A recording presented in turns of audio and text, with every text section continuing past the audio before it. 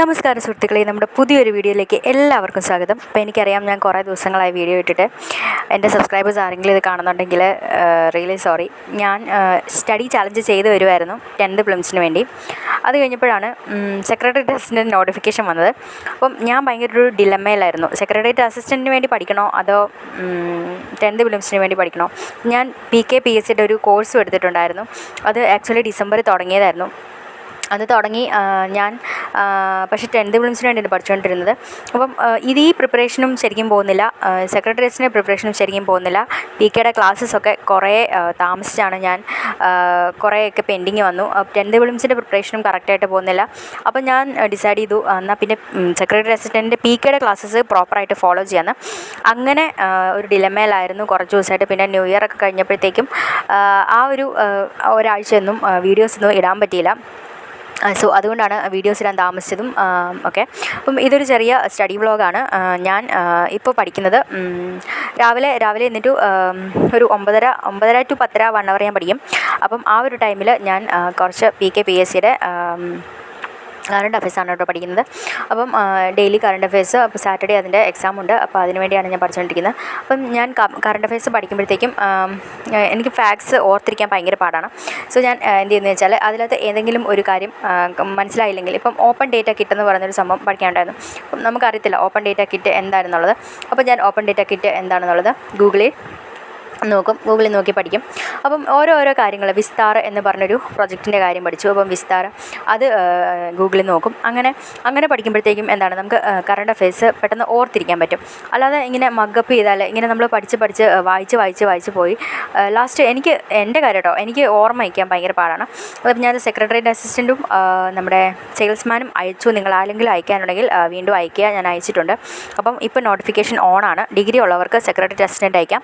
10th പാസ്സായവർക്ക് salesman അയക്കാം. Salesman district vice ആണ്. പിന്നെ സെക്രട്ടേറിയറ്റ് അസിസ്റ്റൻറ്റ് സ്റ്റേറ്റ് വൈഡ് ആണ്. ആർക്കെങ്കിലും അറിയാൻ മേലാത്തവരുണ്ടെങ്കിൽ ഞാൻ പറയുവാണ് കേട്ടോ. അപ്പോൾ നിങ്ങൾക്ക് അയക്കാം.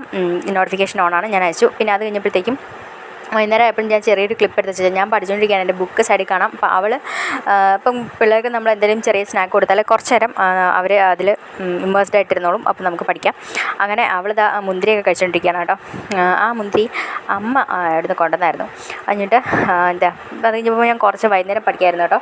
അപ്പം PKPSC ഞാൻ നേരത്തെ പറഞ്ഞു, എപ്പോഴും റിപ്പീറ്റ് ചെയ്യുന്നില്ല കേട്ടോ. അവരുടെ ക്ലാസ് പഠിക്കുന്നതുകൊണ്ടാണ് അവരുടെ കാര്യം ഞാൻ പറഞ്ഞുകൊണ്ടിരിക്കുന്നത്. അപ്പം അവിടുത്തെ ക്ലാസ്സസാണ് പഠിക്കുന്നത്. അപ്പോൾ കോൺസ്റ്റിറ്റ്യൂഷനും പിന്നെന്തായിരുന്നു പഠിച്ചത്, കറണ്ട് അഫയേഴ്സിൻ്റെയും ഒരു ക്ലാസ് എഴുതിയെടുത്തായിരുന്നു. അപ്പോൾ അത് പഠിക്കുമായിരുന്നു. സോ ഞാൻ ആക്ച്വലി റെസൊല്യൂഷൻസ് ഒക്കെ എടുത്തായിരുന്നു കേട്ടോ.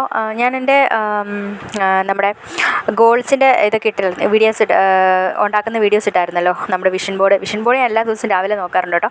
ശരിക്കും ഒരു ചേഞ്ച് ഉണ്ടെന്ന് ചോദിച്ചാൽ മൈൻഡിൽ എപ്പോഴും കുറച്ചും കൂടെ ഈ പഠിക്കണം എന്നുള്ള കാര്യം വരുന്നുണ്ട്. പക്ഷേ പ്രോപ്പറായിട്ട് ഒരു ചേഞ്ച് വരാൻ പറ്റുന്നില്ല. പഴയ ഹാബിറ്റ്സ് തന്നെയാണ് ഇപ്പോഴും.